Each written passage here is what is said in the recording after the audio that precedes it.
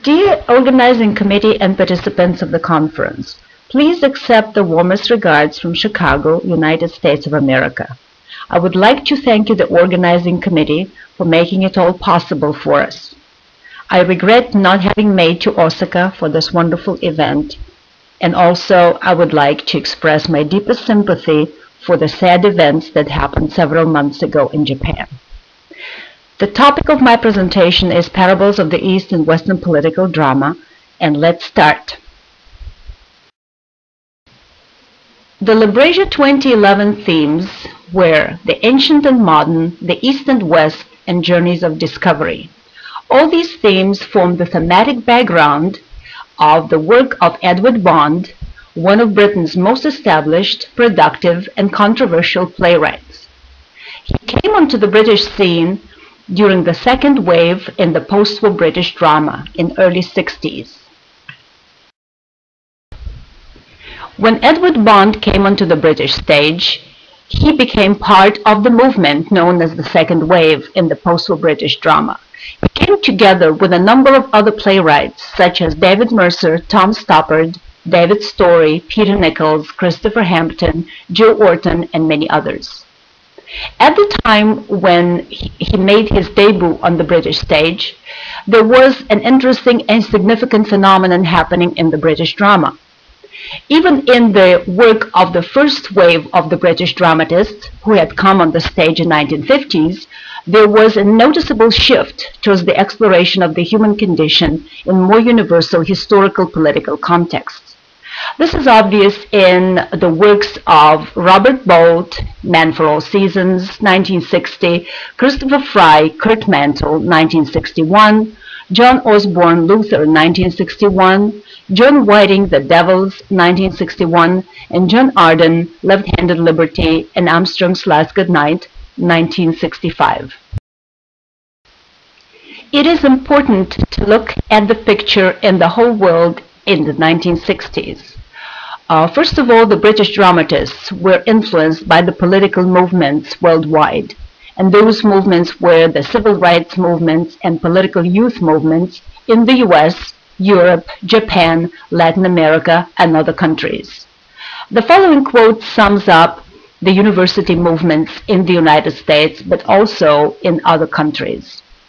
The university of the 60s has suddenly become a political arena, the prime forum for a generation that has lost faith in the ability of regular political institutions to solve such national problems as war, race, and poverty. In pushing the university towards social action, students are helping to create a new institution, the political university. Against the background of the political change and political influence, the British drama of the 60s accentuated the following aspects. First of all, the focus became the individual's role in a politicized society. History was used as a prism of looking at the present, hence the use of grotesque and satire as modes of artistic depiction. History also became a means of mythologizing the dramatic situation. Therefore, allegory, symbolism, and political parable become the primary genres and forms of expression. Against the background of the political change and political engagement on the part of a major number of British playwrights, we also may want to look at the ideological roots and the aesthetic inspirations of the time. One of the major philosophical influences in the British drama of the 60s was European existentialism.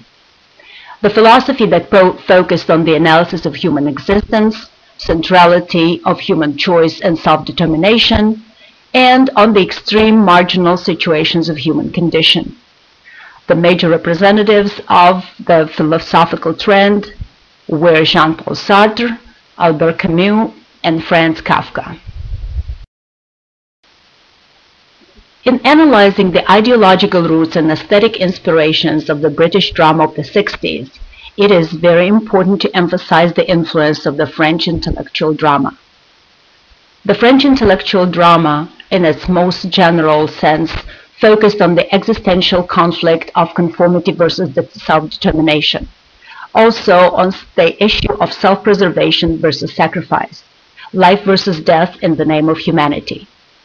And a lot of the French intellectual plays were presented in a historical perspective.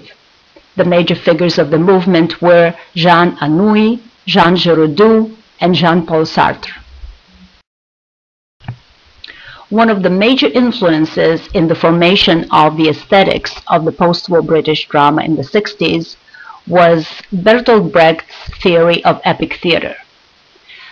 Such effects as the alienation effect, Verfremdungseffekt, the epic element in the dramatic structure of the plays, the objectification of the dramatic situation, the appeal to the spectator's reason, not emotions, and irony arising from the clash of the opposites, Widerspruchsgeist, were the most important techniques that were adopted by the majority of British playwrights in the 60s.